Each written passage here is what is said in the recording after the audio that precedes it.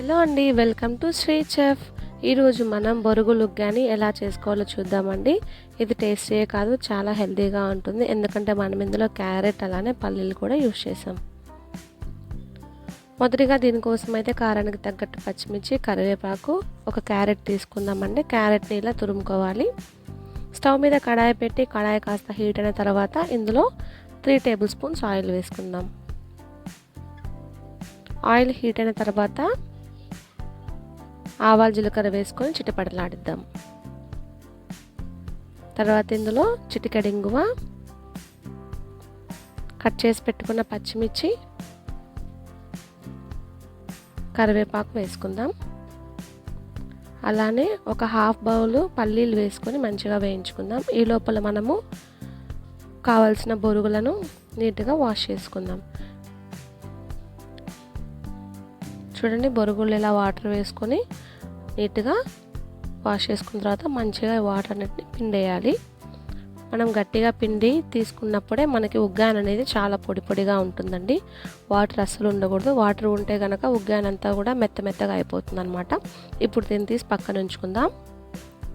చూడండి, పల్లీలు పచ్చిమిర్చి బాగా వేగిపోయాయి కదా. ఇప్పుడు ఇందులో క్యారెట్ తురుమును వేసుకుందాం.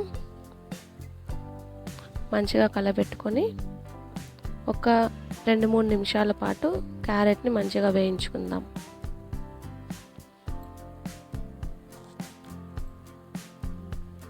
క్యారెట్ వేగిపోయింది కదా.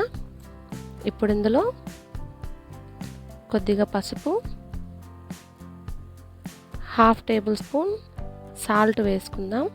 సాల్ట్ కొంచెం తక్కువగా వేసుకోవాలండి, ఎందుకంటే ఆల్రెడీ బొరుగుల్లో ఉప్పు అనేది ఉంటుంది కదా, అందుకోసం తక్కువగా వేసుకోవాలి.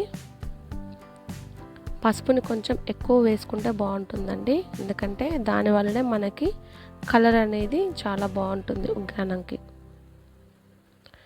తర్వాత ఇప్పుడు ఇందులో మనం క్లీన్ చేసి పెట్టుకున్న బొరుగులను యాడ్ చేసుకుందాం. దీన్ని మంచిగా మిక్స్ చేసుకోవాలండి. అన్ని బొరుగులకు కూడా ఈ మసాలా మొత్తం పట్టేటట్టు మంచిగా కలుపుకోవాలి. చూడండి, బొరుగులు ఉగ్గాని రెడీ అయిపోయింది కదా.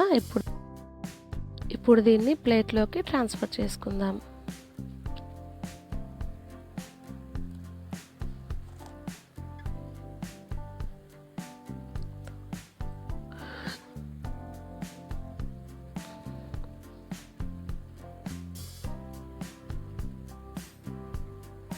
అంతేనండి, ఎంతో టేస్టీ అండ్ హెల్తీ అయిన బొరుగులు ఉగ్గానం రెడీ అయిపోయింది. మరిన్ని వితౌట్ ఆనియన్ గార్లిక్ రెసిపీస్ కోసం please like, share and subscribe our channel. మీకు ఈ రెసిపీ ఎలా అనిపించిందో కామెంట్స్లో తెలియజేయండి. Thanks for watching.